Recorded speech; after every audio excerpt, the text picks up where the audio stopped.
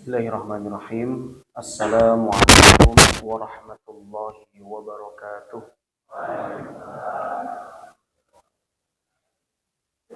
Alhamdulillah. Alhamdulillahilladzi qad ja'alana mu'minina ukhuwatan fid din. Walhamdulillahilladzi arsala rasulahu bil huda wa dinil haqq liyudhhirahu 'ala ad-dini kullihi wa kafa billahi shahida. Asyhadu an la ilaha illallah wa asyhadu anna Muhammadan 'abduhu wa rasuluhu la nabiyya wa la rasulahu ba'da. Allahumma salli wa sallim ala nabiyyina Muhammadin wa ala alihi wa ashabihi wa man tabi'ahum bi ihsanin ila yaumiddin. Allahumma inna nas'aluka 'ilman nafi'an wa rizqan thayyiban wa 'amalan mutaqabbalan, amma ba'du.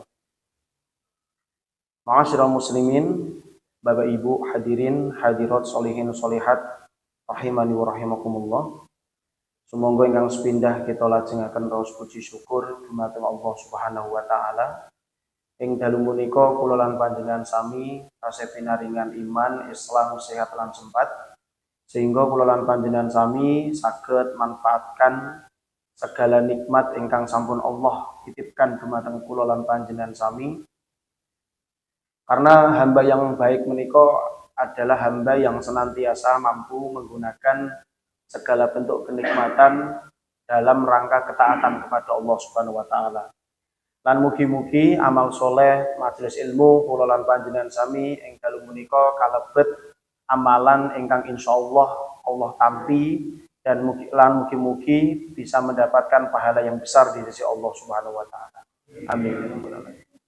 Salawat dan salam semoga senantiasa tercurah limpahkan kehadiran junjungan kita Rasulullah Muhammad sallallahu alaihi wasallam, keluarganipun, sahabat tabi'in, atba'ut tabi'in lan sedaya umatipun Kanjeng Nabi ingkang istiqomah. Lan mugi-mugi kula lan panjenengan sami mangke ten yaumul akhir pinaringan syafaat.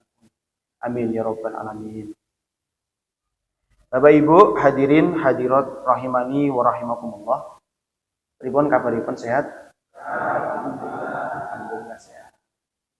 Jadi wajah-wajahnya wajah-wajah sehat insyaallah.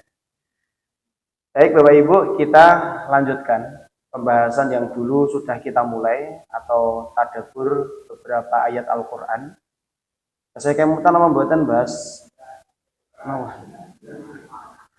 di bulan lalu ngapunten kula izin menika pas sakit. Jadi nek dipaksake mungkin ndak tambah ngerepotke jenengan. Ya, izin ngoten.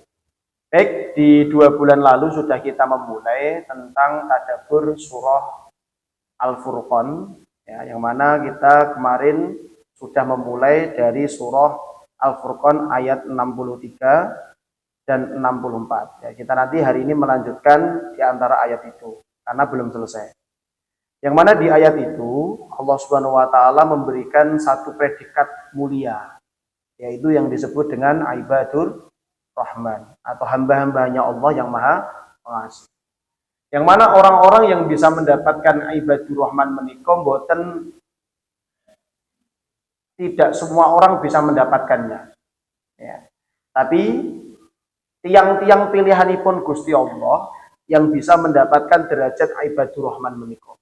Yang mana kemarin sudah kita bahas syarat pertama untuk bisa mendapatkan ibadur Rahman, yang mana ibadur Rahman menika mangke ten yaumul akhir akan mendapatkan surganipun Allah. Maka syarat yang pertama yang kemarin sudah kita sampaikan adalah ibadur Rahman alladzina yamshuna 'alal ardi hauna. Yang mana orang ini ketika berjalan di atas muka bumi dengan rendah hati atau tidak ada kesombongan. Kemarin sudah kita bahas. Sekarang kita masuk syarat yang kedua, yang mana masih berada di dalam surah Al-Furqan ayat 63. Lanjutan di antara syarat yang pertama tadi, Allah berfirman, wa idza khatabahumul jahiluna qalu salama. Ya. Syarat yang kedua, menawi kula lan panjenengan sami ingin masuk di antara golongan orang-orang yang akan mendapatkan ibadur Rahman itu.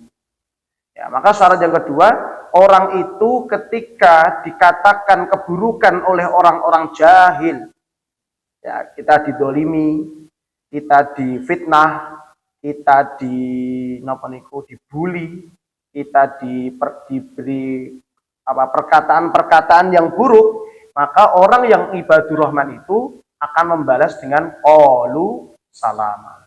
Orang itu akan membalas dengan kalimat salam. Salam di sini bukan berarti assalamualaikum ya. Karena beberapa teman-teman itu loh, berarti Ustadz kalau kita didolimi kita assalamualaikum gitu, ya mboten. Ya. Maksud salam di sini, coba kita lihat satu pendapat yang disampaikan oleh Syekh Wahbah Az-Zuhaili di dalam tafsir Al-Munir. Beliau menyampaikan, maksud salam di sini apa? Salam di sini adalah yang pertama lemah lembut, ya. Yang kedua, orang itu kalaupun mau membalas dengan kebaikan. Ya, angel nama buat ini. Wah, angel bol. Ya. Maka kalau ada orang-orang yang melontarkan perkataan-perkataan buruk terkait diri kita, maka orang yang akan mendapatkan derajat ibadur rahman ini akan tetap lemah lembut, kalaupun terpaksa membalasnya dengan yang baik. Ya. Nah, nanti kita akan kasih beberapa contoh kasus yang mana para ulama pernah menjumpai dalam kondisi ini. Maka saderengipun kula lanjut, kula tanglet rumiyin dumateng Bapak Ibu. Bapak Ibu pernah nggak di kondisi ini? Disakiti pernah? Didolimi pernah? Dibully pernah? Mendolimi pernah? Nek ditangleti mendolimi kok saja kok ameh ngaku isen oke. Padahal sedayanipun itu kemungkinan besar pernah mendolimi. Kan mendolimi itu kan ada beberapa macam ya. Ada yang dengan perilaku, ada dengan ucapan. Yang mana kalau ketika kita termasuk di antara orang yang mudah sekali mendolimi saudara kita, karena ucapan kula lan panjenengan sami mungkin ucapanipun kasar, mungkin ucapanipun kathah fitnahipun, nembe enten kabar dari satu sisi langsung kita sebar, biur. Akhirnya semua terkena fitnah padahal kita belum tahu kabar itu benar atau salah. Maka orang yang terfitnah itu sakit hatinya luar biasa. Nah, maka kula lan panjenengan sami mungkin pernah menjadi korban dan mungkin pernah menjadi pelaku. Enten sing dereng nate mendolimi enten. Mang Acung topi. Kula tak sinau kalih jenengan. Piye pripun carane dados tiyang niku saged jaga lisan sing mboten nate napa dolimi. Lah wong kadang kula lan panjenengan sami menika ketoke mboten rasane mboten dolimi, tibake sing dijak ngomong ngerasa terdolimi. Nah niki sing paling angel. Nah, maka sahabat Nabi Ibnu Abbas radhiyallahu anhu pernah menyampaikan. Ini kaul beliau sungguh sangat luar biasa kalau kita mau mengamalkannya. Kata beliau, Allah memerintahkan kepada orang-orang beriman tentang 3 hal. Allah memerintahkan kepada orang beriman tentang 3 hal. Yang pertama, bersabarlah kalian ketika ada orang yang membuat kalian marah. Pertama, sabar. Kalau ada orang yang membuat marah, maka perintahipun Gusti Allah diken sabar. Yang kedua, balaslah kebaikan ketika ada orang-orang bodoh melakukan keburukan kepada kita atau kedoliman. Ya. Pertama, diken sabar kalau ada orang yang membuat kita marah. Yang kedua, balas kebaikan kalau ada orang yang mendolimi kita. Yang ketiga, maafkan bagi siapapun orang-orang yang pernah menyakiti kita. Ya. Pertama apa tadi? Sabar. Kedua, membalas yang baik kalau kita didolimi. Yang ketiga, memaafkan. Maka kata Ibnu Abbas, sahabat Nabi radhiyallahu anhu, beliau mengatakan, jika setiap manusia mukmin melakukan 3 prinsip ini, ya, ketika setiap dari kita melakukan 3 prinsip ini, apa kata beliau? Allah akan melindunginya dari godaan setan dan musuh-musuhnya, nah, atau dan teman-temannya atau musuh-musuhnya, dalam bahasanya musuh-musuh kita. Ya. Maka tiang niku nek saged sabar, nek di gawe nesu, nek dipantik emosinya tidak langsung bledos, sabar. Nek enten sing dolimi dibalas kebaikan, mudah memaafkan, maka orang ini akan dijaga oleh Allah dari setan-setan dan dari musuh-musuhnya kaum mukminin, akan dijaga. Sampai beliau mengatakan, Malah justru ketika kita bisa melakukan 3 hal ini, yang awalnya orang itu benci sama kita, orang itu bisa berubah menjadi sayang sekali terhadap kita. Ini prinsip akhlak. Ya, tapi sangat sayangnya susah sekali.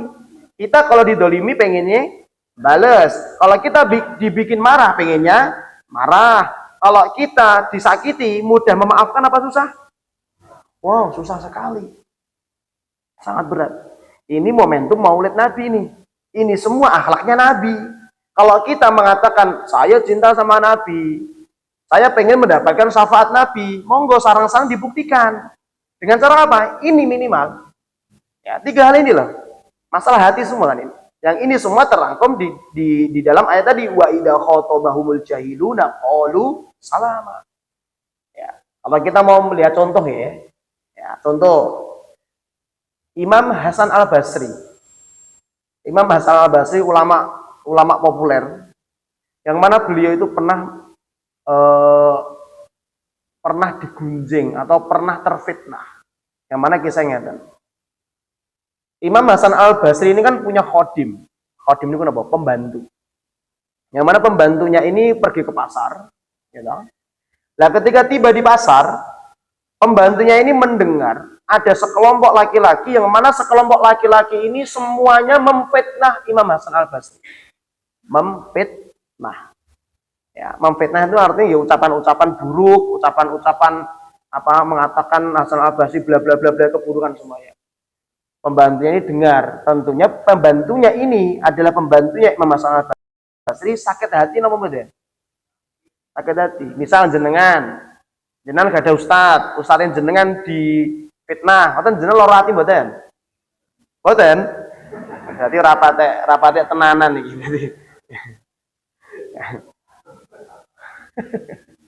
Lah kan kita ini kan kalau akhlak kita kepada para pemilik ilmu kan, kalau pemilik ilmu itu merasa bahagia, kita juga harus lebih bahagia. Jangan malah kita hasad. Oh, ustaz tok duwe mobil. Ampun wonten. Ya. Ustaz tok motore apik. Ampun.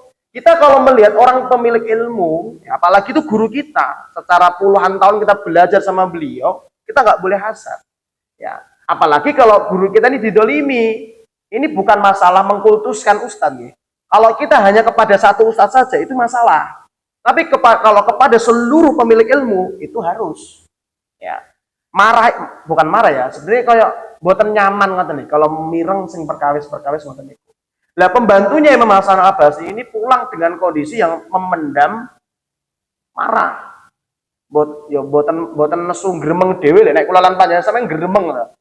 Wah, ini mah dosa kabeh nih. Ya. Dalam kondisi tidak baik-baik hatinya. Sampai rumah bilang sama Imam Hasan Al-Basri, "Wah Imam, sami'tu fis-suq." Tadi saya mendengar di pasar ada segerombolan laki-laki yang mana si laki-laki ini semuanya memfitnah Anda. Memfitnah Anda. Apa kata Imam Hasan Al-Basri? "Ta'ala, kesini kamu khadim, kesini kamu." Di belakang itu di dapur ada satu karung kurma. Kamu ambil itu satu karung kurma, kamu berikan, kamu bagikan kepada orang-orang yang memfitnahku. Bawalah kurma itu ke pasar, temuilah orang-orang yang memfitnahku, kasihlah kurma ini semuanya kepada mereka. Pembantunya bingung kenapa badan? Bingung. Wah Imam, Anda ini dicaci, Anda ini difitnah, tapi kenapa kok jenengan kasih hadiah? Apa jawaban Imam Hasan Al-Basri? Beliau mengatakan, bukankah sepantasnya diriku memberikan hadiah kepada orang-orang yang memberikan banyak pahala kepada. Ini Imam Hasan Al-Basri. Nek tiang mriki asmine Hasan Al-Basri napa ngoten? Ya, susah, Pak. Ini pengaplikasian dari wa idza khatabahumul jahiluna qalu salama. Yang niku nek didolimi qalu salama, tetap lemah lembutlah. Tetap berbuat baiklah, jangan dibalas. Kalaupun terpaksa membalas, balaslah dengan kebaikan. Jenengan mang tobi ngoten, Pak. Mengke tiyang sing mencaci, sing rasan-rasan, sing memfitnah, engko isin dhewe. Jenengan mantun nyobi napa mboten? Pisan-pisan ngoten no, mboten napa-napa. Enten, Pak, aku mau ngrungu, Pak, ning masjid. Itu rohmane iso ngrasani jenengan. Ya wis, ning mburi nek pedang blen. Padha wae nesu wae ya. Nek apa kasih hadiah. Wah itu Masya Allah, orang itu yang awalnya musuh akan menjadi kawan. Tapi pertanyaannya, hati kita ini mampu tidak berhenti di situ? Kan kita berat sekali. Ya. Nah maka ini menjadi perintah dari Rasulullah lewat ayat-ayat Al-Quran, yang mana ini menjadi kebaikan-kebaikan yang harus kita tuntaskan. Ya. Ini kalau contoh dari Imam Hasan Al-Basri. Coba kita cari contoh lain. Kan pasti kita akan menjawab, Pak, akan memberikan satu pertanyaan. Loh, aslinya kalau kita didolimi, diucapi sesuatu hal yang buruk, boleh enggak atau kita balas? Boleh enggak, Pak, aslinya? Boleh. Asalkan sama, tidak melebihi apa yang dia ucapkan kepada kita. Contoh, Ibunda Aisyah, ini sering saya sampaikan. Saya sudah sampaikan di sini atau belum? Ya, kalaupun sudah, nanti kita murojaah. Di dalam satu riwayat itu disampaikan, Rasulullah pernah berdiri atau duduk-duduk di depan rumah bersama Ibunda Aisyah radhiyallahu anha. Rasulullah duduk ini. Tiba-tiba dari kejauhan itu ada seorang Yahudi. Sifatipun tiang Yahudi niku sombong, nek melampah niku meteteng-meteteng. Jadi nek enten tiang mlaku rada ngeten-ngeten niku maki. Mboten itu tiang Islam mau Yahudi wae. Ya gur padha. Mirip-mirip ya, sombong sekali. Dari kejauhan niku malang kerik ya, ini kan menandakan orang itu tidak tawadhu ya, atau tidak rendah hati, tidak hauna, dia sombong. Mendekati Nabi Muhammad, kemudian setelah di depannya Nabi Muhammad, laki-laki Yahudi ini mengatakan, "Ya Muhammad, samun alaika." Wahai Muhammad, samun itu artinya racun. Jadi kalau ada orang Arab mengatakan samun alaika, itu sama saja mengatakan mati kamu. Nek basa Jawa Timure ya, niku lah. Nek bahasa kasar ya ngas niku lah, mboten patut tadi omongan mriki lah. Mati we, pokoknya mendoakan kematian. Jadi jenengan mungkin nek suatu saat insyaallah umroh utawi haji, enten tiyang jenengan delalah mboten sengaja nendang tasih wong Arab napa nendang napa ge enten tiyang Arab ngendikan, "Ya akhi, samun alaika." Mboten amin. Ditungakne mati malah amin. Kadang tiang Indonesia niku apa wae sing bahasa Arab dikira doa. Ya, dikira doa amin amin amin. Nah, maka ketika ada orang Yahudi niku datangi Nabi Muhammad kemudian mendoakan seperti itu, Nabi Muhammad marah boten. Yang marah siapa? Ibunda Aisyah. Ibunda Aisyah langsung berdiri mengatakan alaikumusam walaknah. Berdiri dengan mengatakan, "Wahai orang Yahudi, bagimu kematian dan bagimu laknat." Ditambahi kata-kata laknat. Nah, kira-kira setelah itu Rasulullah merasa terbantu nggak dengan ucapan Ibunda Aisyah? Tidak. Justru Rasulullah kembali menasihati bukan ke orang Yahudinya tapi ke Ibunda Aisyah. Nek jenengan, Pak, kalau jenengan jadi Rasulullah, garwane jenengan ngewangi jenengan, niku jenengan nambahi wong Yahudi niku napa malah nasihati garwane jenengan? Bagus Bu, bagus. Terus Bu, terus. Istri yang baik ya, menjaga kehormatan suami. Masya Allah. Tapi kalau Rasulullah mengatakan kepada Ibunda Aisyah, "Mahlan ya Aisyah, innallaha yuhibbur rifqa fi amri kulli." Ya. Perhatikan jawaban Nabi Muhammad kepada Ibunda Aisyah. "Ya Aisyah, mahlan." Tenang ya Aisyah, tenang. Nek bahasane tiyang nem sakniki slowing bro. Slow, tenang. Innallaha yuhibbur rifqa fi amri kulli. Sesungguhnya Allah itu mencintai kelemah lembutan di setiap perkara. Ibunda Aisyah mengatakan, "Ya Rasulullah, apa Anda tidak mendengar orang Yahudi itu mendoakan kematian atas Anda?" Apa kata Rasulullah? "Sami'tu wa alaika." Aku mendengar dan aku di dalam hatiku sudah mengatakan alaika, bagimu juga. Ini merupakan dalil bales biasanya oleh angsal, tapi harus semisal. Nek contohipun Nabi niku dibatin, nek jenengan diutarakan apa dibatin? Ning ngarepe raine napa rada adoh? Masya Allah. Maka Bapak Ibu, kalau kita melihat contoh-contoh dari kisah-kisahnya para ulama dan salafus soleh ini, tentunya kita masih sangat jauh sekali untuk memiliki sifat wa idza khatabahumul jahiluna qalu salam. Ya, tapi kita terus berusaha lah. Minimal kita usaha. Kalau ada orang itu mengganggu kita, maka amalkan dengan apa yang disampaikan oleh Ibnu Abbas tadi, radhiyallahu anhu tadi. Jangan sampai kita gampang marah. Kalaupun ada orang mendolimi, kasih kembali hadiah. Kalaupun yang ketiga kita disakiti, mudahlah untuk menjadi orang yang memaafkan. Ya. Bapak Ibu hadirin hadirat rahimani wa rahimakumullah. Ya, itu yang kedua. Tadi yang pertama sudah kemarin kita sampaikan. Nah, sekarang gini Bapak Ibu rahimani wa rahimakumullah. Tentang perkara ini, berarti kan kalau kita ini kan mungkin akan terbagi menjadi beberapa model manusia. Ada nih Pak Bapak Ibu, ada model orang itu kok kelihatannya di dunianya itu terdolimi terus.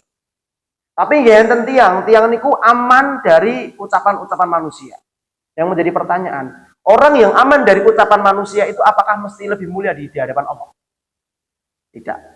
Karena gini, sekelasipun Nabi Muhammad, itu kan orang-orang Taif selalu mengatakan keburukan kepada Nabi Muhammad kan. Gitu.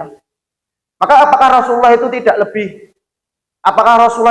baik daripada sahabat yang lain yang tidak pernah diucapkan seperti itu sama orang-orang Taif? Tentu tidak. Tentu Rasulullah tetap lebih baik dibandingkan para sahabat. Artinya Bapak Ibu, kalau kula lan panjenengan sami di dalam kondisi kita sering difitnah, kita sering dicaci, kita sering dihina, tenang. Di balik hinaan, di balik ucapan mereka seperti itu, kalau kita mampu sabar dan kita mampu memaafkan, pahalanya besar sekali. Ya. Coba kita lihat ada satu hadis. Nanti di akhirat, itu kan manusia terbagi menjadi dua golongan. Ada yang disebut dengan ahlul musibah, ada yang disebut dengan ahlul afiyah. Nanti mirip apa dereng? Di sini. Lah ahlul afiyah niku sinten? Ahlul afiyah itu orang-orang yang ketika hidup di dunia niku entene penak. Gitu. Golek rezeki gampang, duitnya kuatan, golek bojo wayu, manut, putih, dhuwur. Sekira 5 pripun niku? Ya, anak tunggal warisannya akeh, kowe penak tok, gadah putra manut-manut, uripe mboten enten sing mencacing, mboten enten sing dolimi. Ya kalaupun ada dikit. Itu ahlul afiyah, uripe penak terus. Tapi nggih wonten enten ahlul musibah. Sinten menika ahlul musibah? Orang-orang yang ketika dia hidup di dunia, hidupnya itu lekat sekali dengan nama cobaan dan musibah. Entah itu dalam musibah rizki, atau dalam cobaan rizki, cobaan anak, cobaan istri, ya, atau cobaan orang lain yang tidak suka dengan kita, akhirnya mengucapkan keburukan kepada kita, itu cobaan. Punya istri satu, ya cerewet, galak, apa boleh? Masya Allah. Terus pokoknya cobaan ini punya istri satu, punya anak, diaturnya harus penuh dengan kesabaran. Cari uang susahnya minta ampun. Masya Allah. Ini kan cobaannya pol-polan. Sudah gitu sama tetangga-tetangganya mungkin kita banyak difitnah. Padahal kita nggak melakukan itu. Nanti di akhirat. Ketika yaumul mizan ditegakkan. Ya, malaikat dipanggil sama Allah. Ini dalam satu riwayat. Malaikat dipanggil sama Allah. Kemudian Allah memerintahkan kepada malaikat. Subuh ahlul musibah. Hisablah dulu ahlul musibah, ahlul afiyah engkose. Akhirnya malaikat ini berangkat pergi untuk menghisap ahlul musibah. Setelah malaikat ini menghisap ahlul musibah yang di dunianya penuh dengan cobaan tadi, balik ke Allah. Bilang nih malaikat, ya Rabbana ya Tuhan kami, ini kenapa dosanya si fulana kok tinggal dikit sekali? Padahal dulu dia di dunia juga kadang rasan-rasan, di dunia dia juga kadang melakukan maksiat, tapi kenapa dosanya pada hilang semuanya? Apa kata Allah? Karena dia hidup di dunia bersabar di tengah cobaan yang aku berikan kepadanya. Ya. Apakah cuma itu? Boten. Allah memerintahkan kepada malaikat yang menghisap tadi, uktuhum talama. Wahai malaikat, kamu balik lagi ke orang itu dan berilah 3 hadiah besar dariku untuk mereka.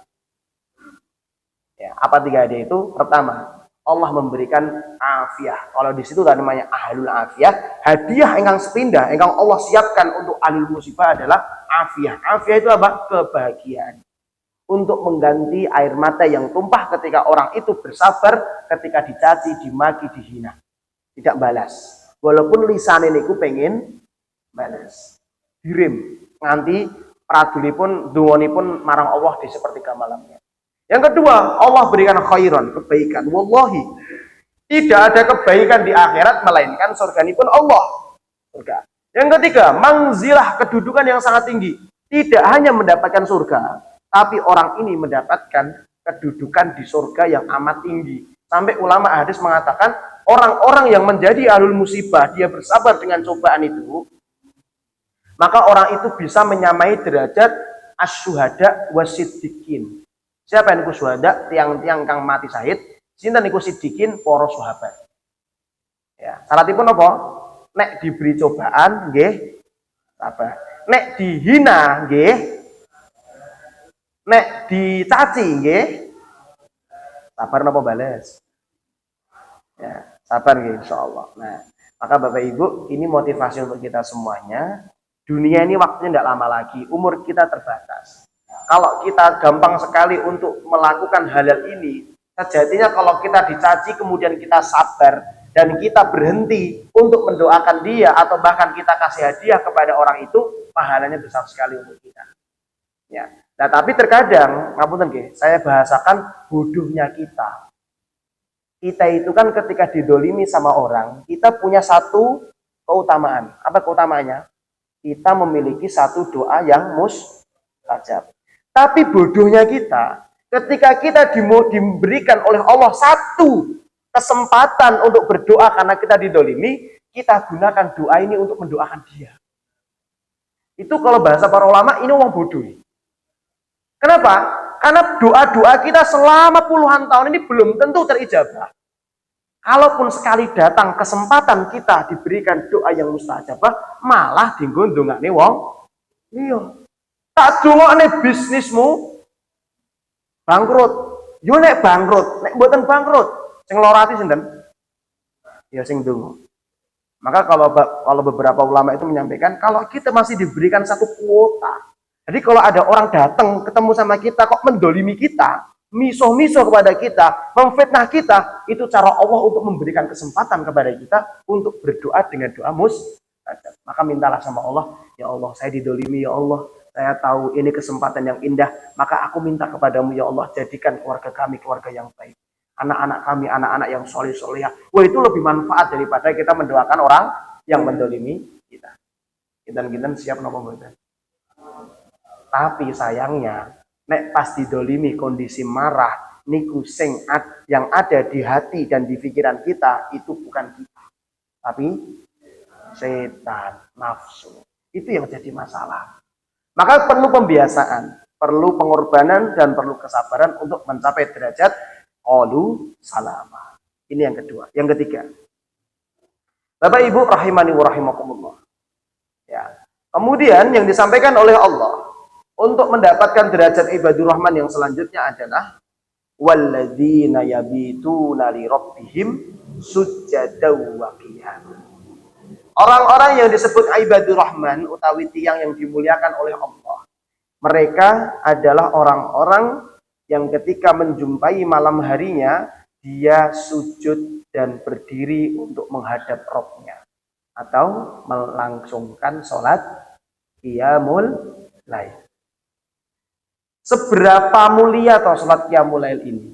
Kalau kita bicara seberapa mulia, intinya Rasulullah rutin melakukan sholat qiyamul lail. Sampai Ibunda Aisyah heran ya, ya Rasulullah, Anda ini sudah diampuni dosanya yang sudah berlalu dan yang akan datang. Tapi kenapa Anda masih rela untuk sholat malam sampai kaki Anda bengkak? Di dalam riwayat disampaikan Rasulullah sholatnya 11 rakaat yang dibaca Al-Baqarah, Ali Imran, An-Nisa, Al-Maidah. Nek jenengan diimami tiyang ngeten iki jenengan kira-kira tahan salam napa mboten? Tinggal mulai. Imamnya kok perasaan amine banter pertama kok suwe-suwe kok amine gegara sithik. Nah, ini Rasulullah. Maka ketika Ibunda Aisyah mempertanyakan itu, kenapa Anda masih melakukan amalan ini? Apa kata Rasulullah? Apakah salah? Aku ingin menjadi orang yang bersyukur. Maka ini menandakan dalil bahwasanya sholat malam itu bukan sekedar ibadah biasa, tapi sholat malam itu adalah salah satu bentuk syukur kita kepada Allah tentang masalah nikmat. Ya, maka kalau kita melihat beberapa dalil ya, termasuk di antara yang disampaikan oleh Syekh Abdullah Azzam itu sampaikan, seorang mukmin yang belum bisa melakukan sholat malam secara rutin, maka dia belum menjadi seorang mukmin sejati. Karena barometer salah satu di antara barometer utama seorang mukmin sejati itu adalah sholat malam. Ya. Karena para sahabat Nabi secapek apapun, selelah apapun, bahkan ketika peperangan masih menyempatkan untuk melakukan sholat malam. Sedangkan kita aktivitasnya tidak sesibuk Nabi, tidak sesibuk para sahabat. Ketika disuruh sholat malam alasannya, ya. Maka itu semua menjadi salah satu alasan yang mungkin itu sebenarnya bukan alasan, tapi bisikan setan yang terverbalkan. Bisikan setan yang kita ucapkan. Akhirnya setan senang ketika bisikannya terucapkan. Akhirnya orang-orang lain membenarkan. Oh, kesel toh yo wis. Padahal kalau itu sudah menjadi habit, kebiasaan, keistiqomahan, capek apapun dia tetap bangun. Ya, ini bukan berarti saya ahli sholat tahajud juga, tapi kita sama-sama untuk belajar. Ternyata salah satu untuk mencapai derajat ibadur rahman, kita harus mampu melakukan sholat tahajud. Ya, maka hadirin Bapak Ibu rahimani wa rahimakumullah. Kita mencoba membahas satu hadis Nabi. Ini penting sekali, yang mana hadis ini menjelaskan tentang keutamaan sholat tahajud. Saat jaringipun kalau tanglet, Bapak Ibu tadi pagi bangun tidur rasane semangat nopo males? Yakin? Enten sing tangi turu bangun tidur sholat tidur lagi? Ada. Ya. Terus ada yang bangun tidur sholat. Pertanyaannya podo. Ya. Nah, kalau kita mau melihat itu alasannya kenapa kok saya ini bangun kok sering sekali kok males toh mas? Coba kita baca di sini. Ya. Rasulullah Muhammad SAW pernah menyampaikan, ini hadis muttafaqun alaih, kesahihannya sangat kuat. Ya. Kata Rasulullah, aqidas syaitanu ala qafiyatir ra'si ahadikum idha huwa nama salatu uqadin. Kata Rasulullah, setiap di antara kalian tidur, kita ini, di antara manusia itu ketika tidur, maka setan akan membuat 3 simpul tali di qafiyati roksi. Qafiyati roksi itu kepala bagian belakang. Apa nih? Tengkuk. Maka setiap kita tidur, maka setan akan membuat simpul tali yang jumlahnya 3 di tengkuk kita. Ya, di tengkuk kita. Ya. Yatribu kullu qadatin alaika lailun tawilun farqut. Kalau tali ini tidak dilepas, ya, kalau tali ini dibiarkan, maka ketika kita ngelilir dibangunkan oleh Allah jam 2 malam, atau jam 3 malam, atau jam setengah 4, ngelilirnya kita itu kan aslinya panggilan diken sholat malam. Tapi kalau tiang niki tali-talinya masih ada terikat di tengkuknya, maka orang ini akan mengatakan lailun tawilun farqut. Setan akan membisikkan, "Bengine cek dawa. Turu meneh. Tidurlah." Tidurlah. Enten sing ngoten niku Pak ngelilir jam tengah telu, jam telu. Alah, cek jam. Enten sing ngoten niku? Kerep napa mboten? Pas Indonesia lawan Arab Saudi ini kok nonton apa mboten? Main jam setunggal. Subuh do turu kabeh. Mboten jamaah masyaallah ya. Nah, maka ternyata Bapak Ibu, alasan-alasan yang menjadikan kita untuk menganggap malam masih panjang, tidurlah, itu sebenarnya hawa nafsu kita. Yang mana itu merupakan di antara bisikan-bisikan setan, talbisnya setan. Yang ini berbahaya betul kalau kita biarkan. Ya, maka solusinya pripun? Ya kita lepas 3 tali itu supaya kita nanti bangun di pagi harinya bahagia. Bagaimana caranya? Fa inistaiqadha fadzakarallah in halat uqdatun. Kata Rasulullah, ketika seseorang itu bangun, entah itu keistiqomahan dia memang bangun atau lilir kemudian dia berwudu. Kemudian ketika dia bangun, fadzakarallah, yang terucap pertama kali dari lisannya adalah zikir. Maka minimal zikir di sini juga doa bangun tidur. Alhamdulillahilladzi ahyana ba'da ma amatana wa ilaihin nusyur. Kalau yang terucap pertama kali dari lisan kita itu adalah zikir, maka kata Rasulullah, in halat uqdatun, satu ikatan setan lepas. Nah, pertanyaannya, kita bangun tidur doa enggak? Seringnya bangun tidur sih digoleki dungane napa HP-ne. Jam piro iki? Nganti lali donga. Gitu. Nah, Masya Allah. Maka untuk melepas 3 ikatan itu, syarat pertama bangun tidur doa dulu. Ini kata Nabi. Ya. Maka saya itu sangat dan kami itu sempat mendengar ucapan-ucapan yang sangat menyakitkan hati saya, hati kami termasuk. Mungkin bapak-bapak juga sakit hati mendengar ucapan ini. Ketika ada orang tua mengatakan, kita nasihati, Pak, setiap apapun di dalam Islam ini pasti ada doanya. Kemudian ada laki-laki yang dia mengaku dalam tanda kutip Muslim, dia mengatakan, ya ngapa dadak dongo kan gocah cilik. Ini ucapan yang Masya Allah. Padahal doa itu adalah pintu awal untuk kita sukses atau tidaknya melakukan amalan itu. Masuk masjid dengan doa sama tidak doa, itu rasanya beda dalam sholat. Berkahnya beda. Majelis ilmu niatnya A atau B itu beda. Doanya juga beda. Ya, kita mau makan pun, kita minum sederhana, kita bismillah atau tidak, air yang masuk ini kalaupun membaca dengan bismillah, maka cairan ini insya Allah akan menjadi cairan yang baik. Maka kalau kita tidak membaca bismillah, maka cairan ini bisa saja hanya untuk menjadikan diri kita penuh dengan penyakit. Ini yang jadi masalah. Ya, maka doa bangun tidur itu ternyata sangat penting untuk melepas 1 ikatan setan. Lanjutnya, wa in fa in tawaddu'a in halat uqdatun. Kemudian setelah orang ini doa, orang ini berwudu. Setelah orang ini berwudu, in halat uqdatun, orang ini terlepas 1 lagi ikatannya. Ya, maka Bapak Ibu, sholat wong ini ku aslinya sing angel mboten rakaate, Pak. Lah rakaate gur ping 2 oleh aslinya. Gitu. Witir saja itu boleh.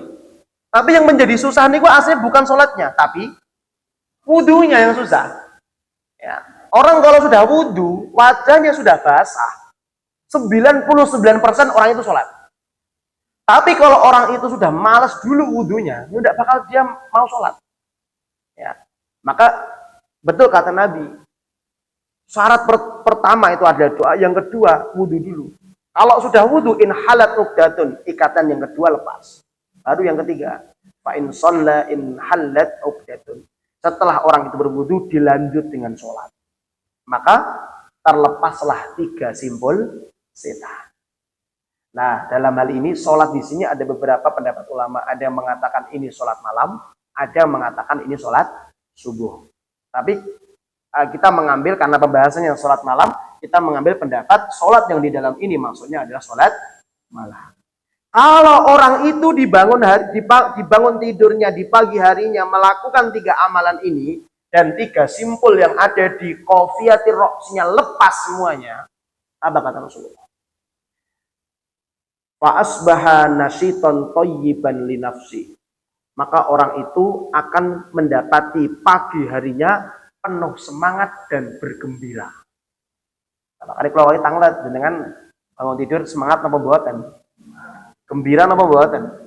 Sing kelingan niku elingane bangun tidur tek utang napa ibadah? Utang. Ya. Nah, Masya Allah. Maka kalau kita bangun tidur merasa semangat, bergembira, maka itu insya Allah diantara tanda kalau kita terjaga dari ikatan setan. Sebaliknya Bapak Ibu, wa illa asbaha khobitan nafsi kaslan.